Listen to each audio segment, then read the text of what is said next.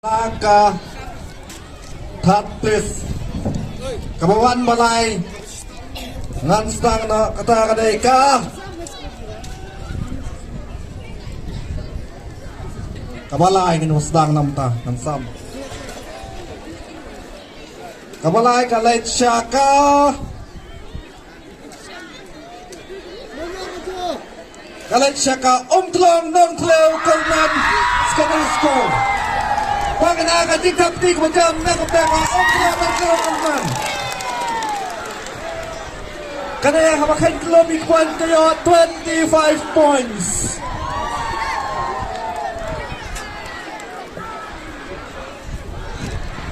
Terus ngapa yang penpenano sa ka second place. Mana ng job yang ka second place.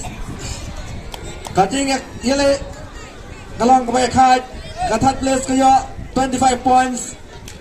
And second place 27 points. And this goes to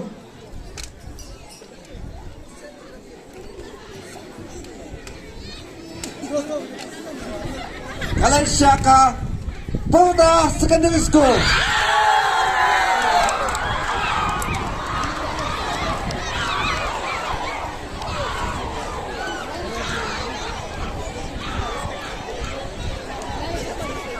Ano pala?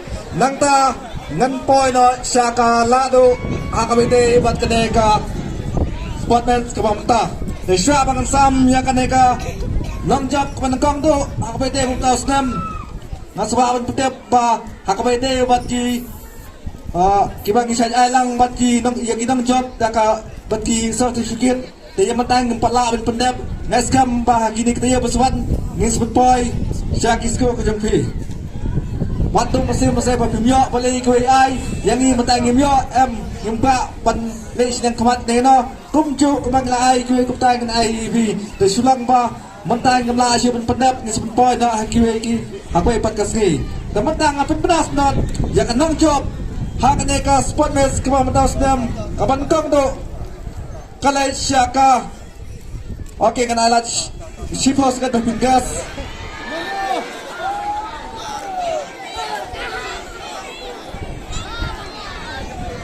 Kaya kayo nag-shoot pa ka points, kayo live points. Katamsan points, ya ka second place. Kanong job, pagkalado kalay siya ka Nong Tleu Sexco, Nong Tleu. Nong Tleu Secondary School, Nong Tleu. So ba, kinong job, kinuhan sila sikipat, mga yaman, sabno.